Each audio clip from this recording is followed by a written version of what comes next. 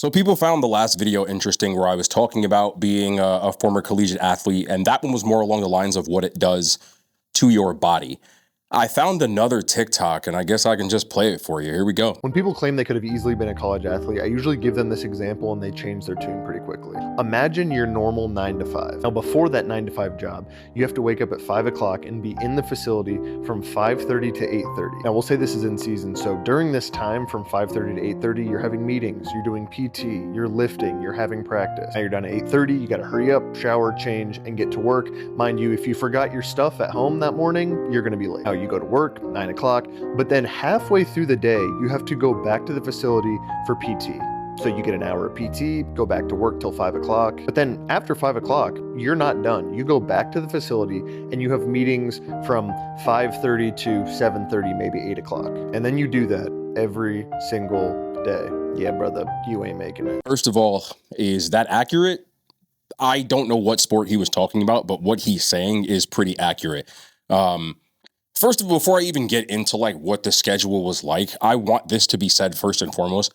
Nothing that I am saying is me saying my schedule or an athlete in college schedule is harder than the other person's schedule. This isn't a comparison. This is just to tell you what it's like, number one. Number two, I am not complaining at all. Like most of us went through it, and it was, to me, something that honestly, it carries over into my life till this very day, because I feel like being something that was that structured, similar to without the obviously real life consequences of being in the military, that structure really does like put you in a certain mindset where there's nothing that you can't really handle. And I'm actually thankful for that experience. But was it difficult at times? Yes. But I didn't play in an era where NIL was a thing. So the scholarship was your payment. And to me now, like that I'm older and I'm watching all of my friends play student loans, I'm very happy that I didn't pay for college. It really does make a difference in the long run. So yeah, if I had to break up how being an athlete worked in college, some of you may be young enough that you're aspiring to be a college athlete. Maybe you want to know what it's like. Some of you may just be curious, but either way, if I had to break it up, it would be in like 3 different phases. So you have your in-season phase, which is different than your off-season phase. And then there's even a preseason phase. I can even go a little more into detail, I guess, and give you like a summer phase, because that's also true. If you're an athlete and you're on scholarship, you are expected to be on campus during the summer. So everybody else goes away for the summertime, and you're usually on an empty campus and an empty town with like little to nothing to do other than work out, which again, that's what you signed up for.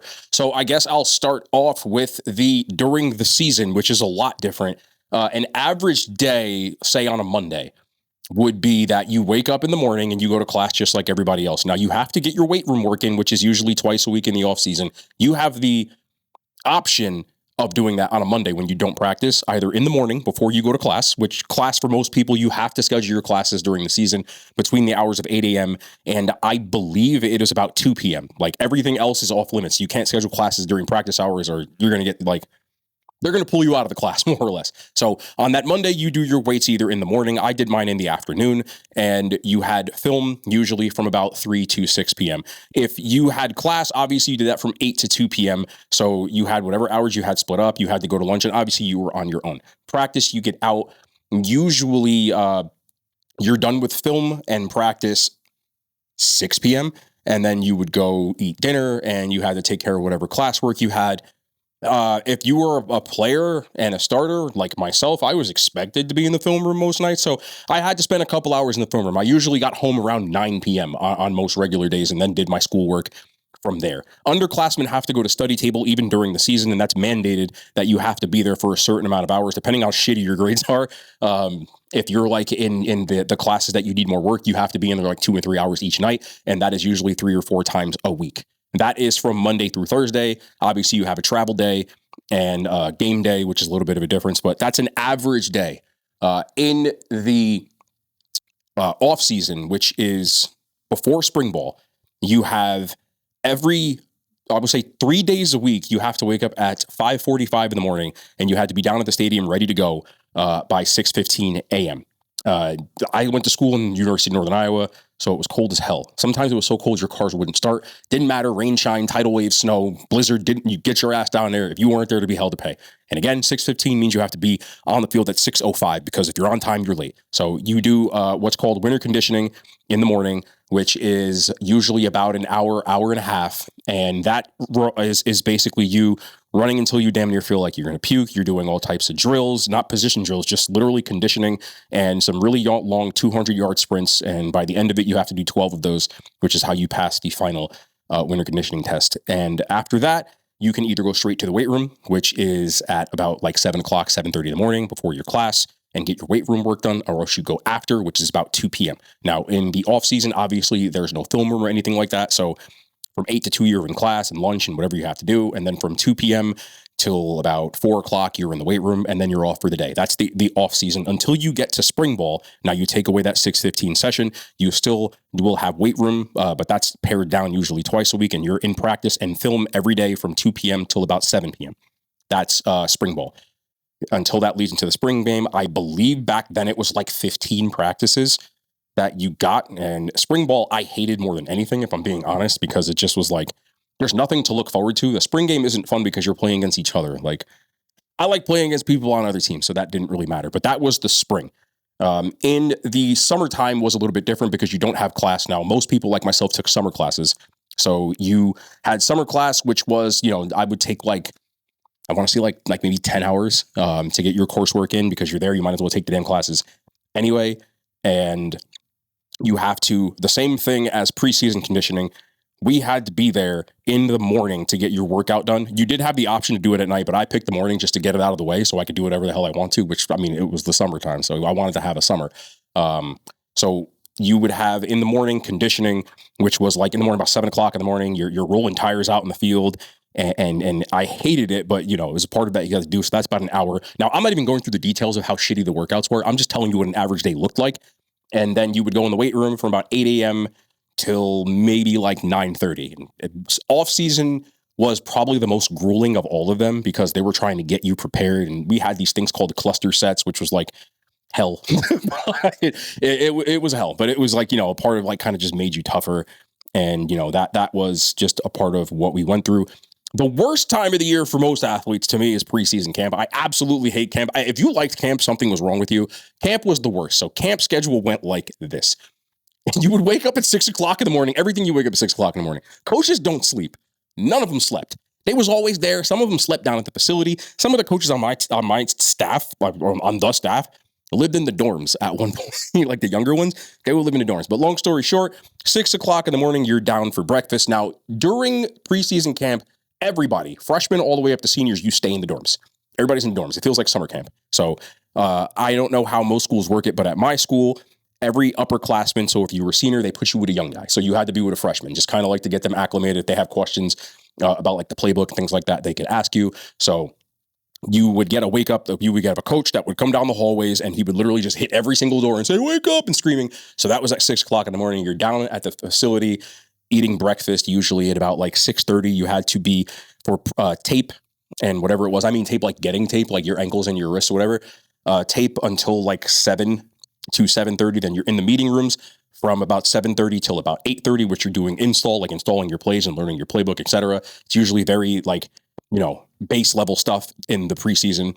From after 8:30, you have another 30 minutes or usually 15 minutes for coaches to get you out. Now, coaches always ran late, so he'd be like, you'll be out there at 8:45, and it'd be like 8:37. And coach would be like, nah, 2 more plays, and you'd be up there. So you have to sprint down there, throw your shoulder pads on, throw your helmet on, throw your cleats on, get out there, and you're in warm-ups by like 8:45. Practice was from 8:45 to about 10:30-ish, depending. The NCAA put rules in, but we went over those rules, so they had a compliance guy down at the facility at one point because we were going over on hours all the time. I don't know who snitched, but somebody did. So you get done with practice about 10:30, then about 11:30, from about 10:30 till about like 12, you had lunch and you could go take a nap if you wanted to.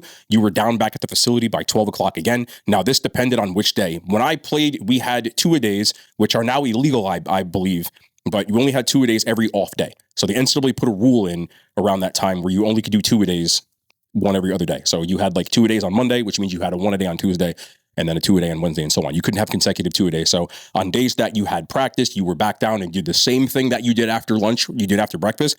You were getting taped. You were back in the film room. You went to practice. Then after practice, you went to lunch. You were back at the facility by like 6 o'clock. And then you watched film. Usually that went over too. So you were supposed to be out of there by like 8 o'clock. But coaches always, one more play. They're rolling plays back. So you're in there until about 8:30. 8:30, you go again. And they usually have some sort of like training table with snacks and stuff like that. If you had to do your like training work, meaning like if you had injuries and stuff, you were down at the facility doing that. But you had whatever you wanted as far as like the peanut butter and jelly sandwiches, stuff like that. And you would be back. A lot of us would just go back to the dorms and we would play like NCAA football or Madden or whatever it is in the dorms until they had lights out, which was usually at about 9:30, 10 o'clock. And you went to sleep and did it all over again. On days that you didn't practice, you just had more film. So it was like 3 or 4 hours of film instead of practice thrown in there. You did the exact same thing. Long story short, you spent every single day between like from 6 a.m. till about 6 p.m. You know, if you want to take your lunch out, you know, like people say 9 to 5, they don't usually equate lunch in that, but you were down there doing something related to your schoolwork or your team and stuff like that, usually from about 6 a.m. until 6 p.m. That was 12 hours a day. And that was usually 4 or 5 days a week. And that's what you did. That was pretty much what we all did. And I personally think that it makes you tougher, but it's definitely like, I'm going to be honest. I worked 9 to 5s. I had a regular job before I did this. I had my own business after that.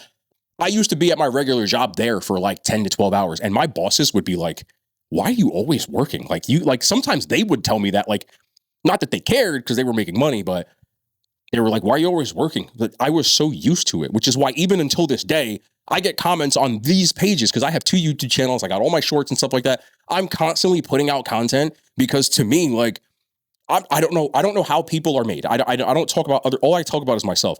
What the F else am I supposed to do?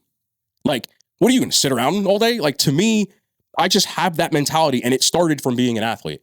A lot of people have told me as former athletes, it was easier for them to get hired because a lot of corporate America and bosses and things like that, like a lot of my former teammates said that they would hire former athletes first because they knew how to work with the team. They usually had a pretty good work ethic. If you went through 4 years of school as an athlete and you didn't quit, you have fortitude. You have mental toughness because you went through a lot of just structure, a lot of hard work, and you also went through a lot of, excuse my language, but bullshit because coaches and NCAA is like, like, I'll put it this way. Some of the stuff that my coach said to me, not just in behind closed doors, which was also true, but also in front of the whole team. I got cursed out after a game once in the tunnel. That's a true story in front of everybody. And what the hell was I supposed to do? So I was just like, I just looked at him like, what, you know what I'm saying? And then the next day I put my helmet on, went back to practice and he was like, like, get out there, son. Like, that's just what it was. So you get thick skin and you just learn how to work with people. So yeah, I do think it's not for everybody. I can tell you this. And if you look up the numbers and statistics in NCAA, the portal made things different. So people don't tolerate as much as they have to. And to me, that's a good thing.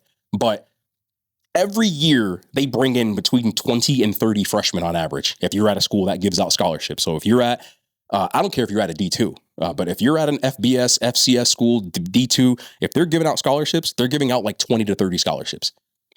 Of those 20 to 30 people, by the time you get to freshman to senior year, half, if you're lucky, are left. Most of them quit, they transfer. And that was before the portal.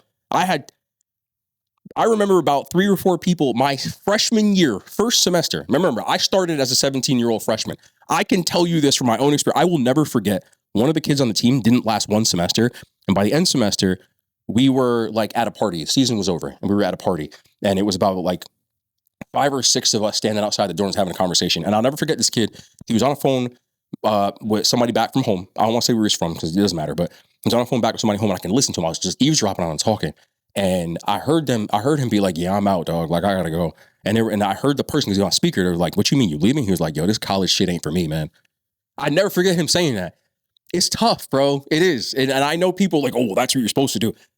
It doesn't matter if that's what you're supposed to do. It's not for everybody. And if you don't love playing, if you don't like, you will flame out quick. And I watched a lot of people. Imagine going 5 years and never playing. I knew 5th-year seniors that didn't step on the field other than special teams. I knew players that played 5 years that weren't on scholarship. Everybody thinks of, and I'm not trying to gas myself up, but players like me who walked in, who started, who played all 4 years. For me, I had game day to look forward to. But imagine if you were just tolerating going through all of that off-season, preseason, postseason, all of that stuff, and you never got to reap the benefits of like going out there under the lights. That takes toughness, bro. That's the real toughness. So I respect it. I always told them boys, like the ones I graduated, is like, I respect the hell out of you for sticking this through. Because I had a bunch of walk-ons that were like I was cool with, and a lot of them quit, and a lot of them was like, they didn't even get invited to camp. You know what I'm saying? So yeah, it's tough, man. Long story short, I got stories for days, but I wanted to go over that because I thought it would be interesting for people to know what you go through. But that's kind of why my work ethic is the way that it is. And I know some people say, oh, this isn't work. It's work, man. I don't care what y'all say. All this is work. It's not, it's work.